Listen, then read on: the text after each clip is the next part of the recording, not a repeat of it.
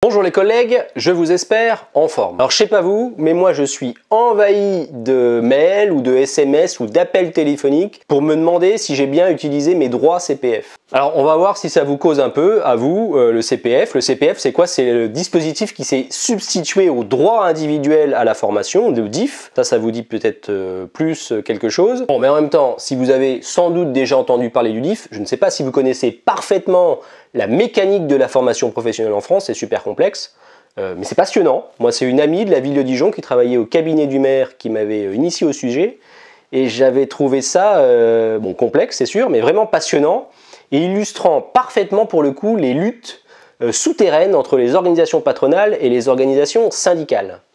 Et quand je dis lutte entre le patronat et les syndicats, petit décryptage, c'est quoi le combat?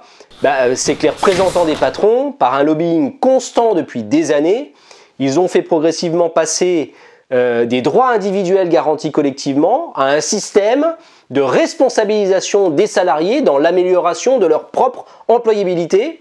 Et les salariés doivent assumer maintenant de plus en plus la charge financière, seule la charge financière de leur employabilité. De plus en plus souvent, les salariés mettent la main à la poche pour financer une formation. Donc les employeurs, ils veulent baisser toujours plus leur participation à l'effort de formation de leurs salariés.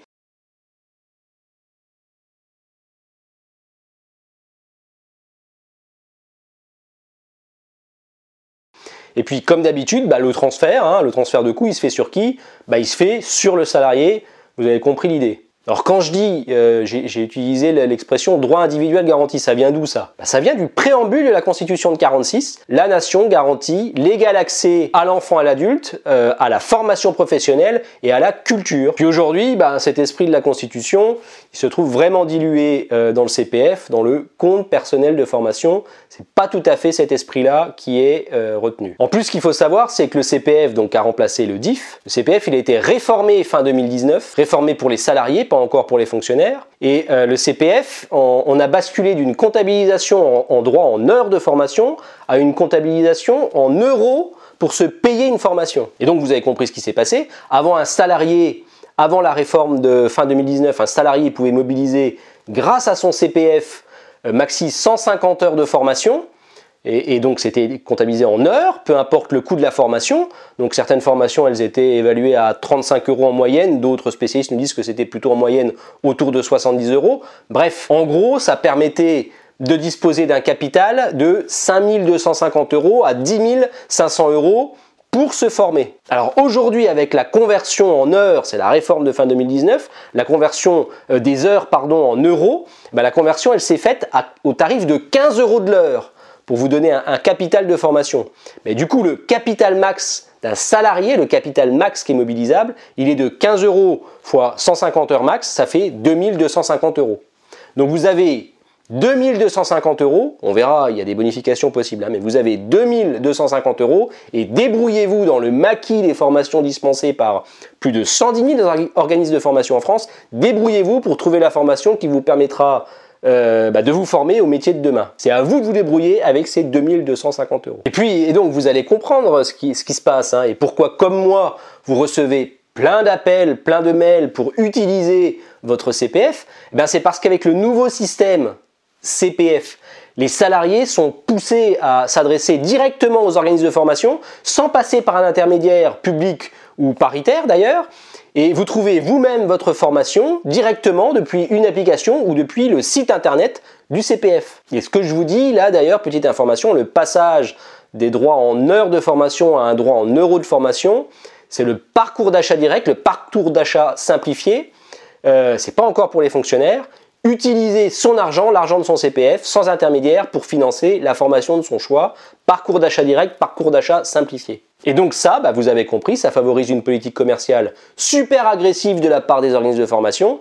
Là maintenant, et que ça saute mon garçon. C'est pas ça que vous diriez, Kevin, franchement. Si, je ne sais pas, vous m'appelez là comme ça, je ne vous connais pas. Je suis bien d'accord avec vous. Vous ne me connaissez On pas peut et moi prendre non un plus. moment pour se présenter. Je m'appelle Holden Kopfarber. Robbie Feinberg. Chesterming. Voilà pourquoi on reçoit plein d'appels pour utiliser nos droits CPF. Voilà rapidement pour le contexte, j'espère avoir été clair. Puis maintenant, je vais vous expliquer comment utiliser votre compte personnel de formation parce que c'est quand même ça l'idée. L'idée de ces vidéos, des vidéos que je poste sur cette chaîne, c'est d'être le plus pragmatique possible pour vous parler de la fonction publique territoriale et du climat social dans ma collectivité d'appartenance, le Conseil régional de Bourgogne-Franche-Comté, mais ces vidéos, c'est surtout pour vous expliquer concrètement vos droits. Alors première question, à qui s'adresse le CPF? Qui peut avoir un CPF? Le CPF, il concerne les salariés, vous aviez compris puisque j'en ai parlé précédemment dans le contexte, et puis il s'adresse aussi à tous les agents de la fonction publique, que vous soyez stagiaire ou titulaire. Tous les agents peuvent mobiliser leurs droits CPF pour se former dans le cadre d'un projet de reconversion professionnelle, ça sert à ça un CPF, ou dans le cadre de l'obtention d'un diplôme. Un CPF, il n'est pas mobilisable pour se perfectionner sur son poste, et ça on ne peut pas faire. Mais donc tous les agents peuvent mobiliser leur CPF.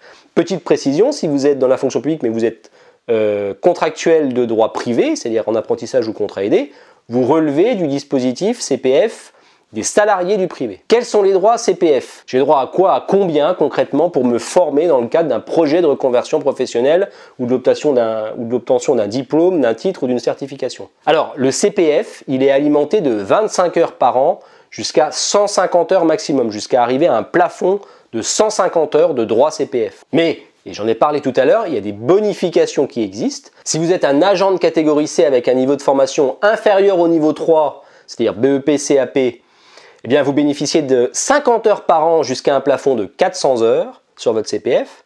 Et autre bonification, si votre projet d'évolution professionnelle vise à prévenir une situation d'inaptitude professionnelle, inaptitude certificat médical à l'appui, eh bien vous bénéficiez d'un crédit supplémentaire jusqu'à 150 heures supplémentaires sur votre CPF. Question que vous posez peut-être, est-ce que c'est long de faire une formation CPF? Alors il faut savoir que depuis 2016, les durées moyennes et médianes des formations CPF baissent, décroissent. La durée moyenne est passée de 296 heures en 2016 à 67 heures de formation CPF en 2020, 67 heures pour une formation CPF. En 2020, la moitié des formations réalisées duraient moins de 20 heures, alors qu'en 2016, la moitié des formations duraient moins de 94 heures. Donc, forte baisse. Et cette baisse des durées moyennes et médianes, elle s'accentue encore avec la mise en place du parcours d'achat direct, parcours d'achat simplifié, qui est dans une logique de favoriser l'obtention d'une certification réalisable très rapidement et dans les limites donc des crédits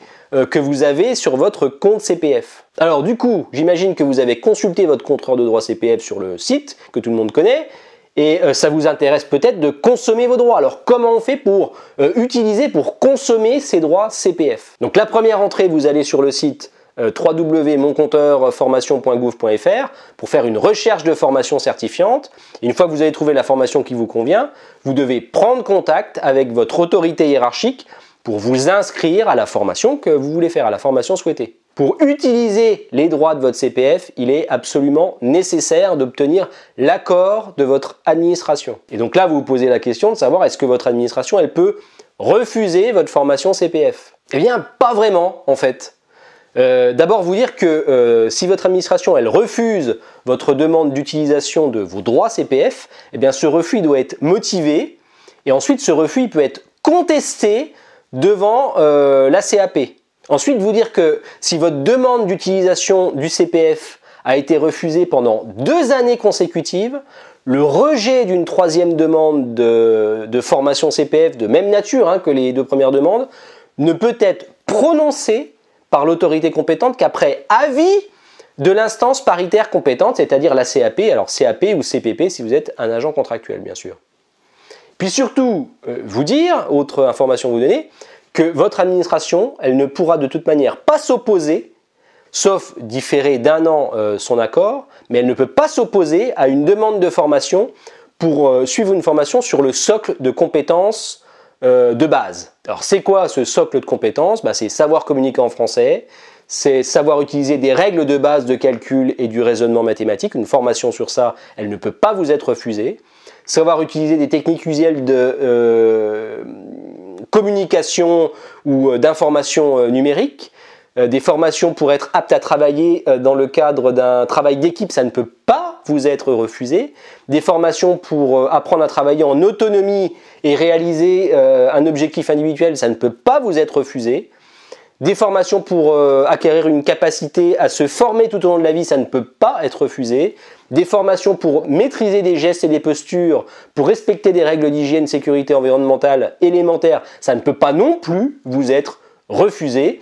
sauf à être différé d'1 an. C'est tout ce que peut faire l'administration, mais elle ne peut pas refuser. Maintenant, je vais vous donner des exemples de formations que vous pouvez vous financer avec votre CPF. Vous pouvez vous financer avec votre CPF une certification en langue étrangère. Vous pouvez vous financer avec votre CPF des formations de développement pour, par exemple, un projet de réinsertion sociale ou professionnelle. Vous pouvez vous financer avec votre CPF des actions de formation pour obtenir une certification. Vous pouvez vous financer avec votre CPF des actions de formation vous permettant de réaliser un bilan de compétences. Vous pouvez vous financer avec votre CPF des actions de formation, d'accompagnement et de conseil si vous voulez créer ou reprendre une entreprise. Vous pouvez vous financer avec votre CPF des actions de formation si vous êtes bénévole ou volontaire en service civique et que vous voulez acquérir des compétences nécessaires à l'exercice de vos missions. Vous pouvez vous financer avec votre CPF la préparation de l'épreuve du code de la route et de l'épreuve pratique du permis de conduire léger ou poids lourd. Permis B, C, D. Vous avez compris l'idée, pour être éligible au financement de son permis de conduire par le CPF, il faut que ça soit dans le cadre de la réalisation d'un projet professionnel. Vous pouvez vous financer aussi avec votre CPF des formations d'accompagnement validation acquis de l'expérience. Et je vais vous donner des exemples de formations, vous pouvez les trouver vous-même, mais je suis allé jeter un œil sur le site du CNED. Le CNED, il propose des formations qui sont éligibles au CPF, certaines même que l'on peut suivre à distance. Par exemple, CAP esthétique cosmétique, c'est 2190 €. Vous ferez la conversion, je vous ai expliqué tout à l'heure, la conversion euro-heure. Il y a un passage pour passer des heures que vous avez aux euros. Autre exemple, secrétaire médical, secrétaire médico-social sur le CNED, c'est 1190 € cette formation. CAP fleuriste, 2190 € sur le site du CNED. ASCA, assistant de comptabilité et d'administration, si c'est ça votre projet professionnel de reconversion, sur le site du CNED, c'est 1190 €. Encore une fois, vous regardez si vous avez suffisamment d'heures que vous convertissez en euros pour vous payer cette formation. Le CPF, est-ce qu'il peut vous aider, vous financer votre préparation concours examen pro? Oui, mais dans la limite de 5 jours.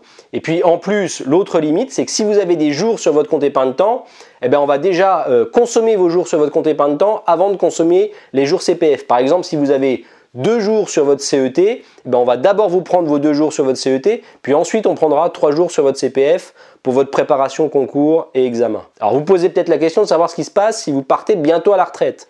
Vous pouvez mobiliser vos heures CPF jusqu'à votre retraite. Mais attention, les droits que vous avez acquis sur votre compte CPF, ils vont disparaître automatiquement à partir du moment où vous êtes à la retraite. Alors petite astuce, lorsque la retraite intervient par anticipation pour un motif lié à une invalidité professionnelle, le CPF il continue d'être alimenté en cas de reprise par exemple d'une autre activité que celle pour laquelle vous avez une incapacité de travail. Et puis les droits restent mobilisables. Et votre compteur CPF, qu'est-ce qu'il devient si vous changez d'employeur? Le principe, c'est celui de la portabilité des droits, c'est-à-dire que tout agent peut faire valoir auprès de n'importe quelle personne publique ou privée d'ailleurs qu'il emploie les droits qu'il a acquis précédemment sur son compteur CPF. Et qu'est-ce qui se passe si vous décidez d'aller dans le privé?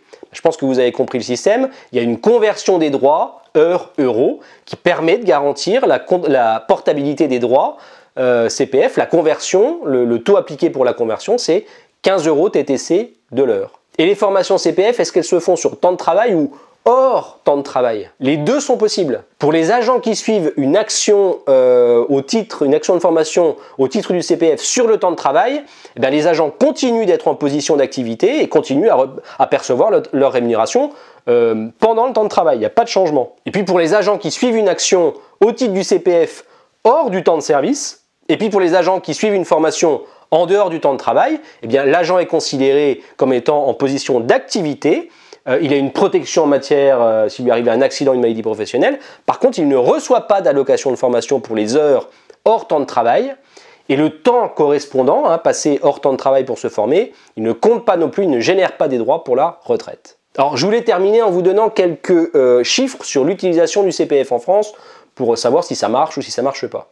Dans une publication de la DARES qui est assez récente, qui date d'octobre 2021, on apprend que la crise Covid et la mise en place du parcours d'achat direct ou simplifié a fait exploser le recours au CPF, le recours au compte personnel de formation. En 2020, il y a eu 2,8% de la population active française qui a eu recours au CPF contre seulement 1,5% entre 2016, en moyenne entre 2016 et 2019.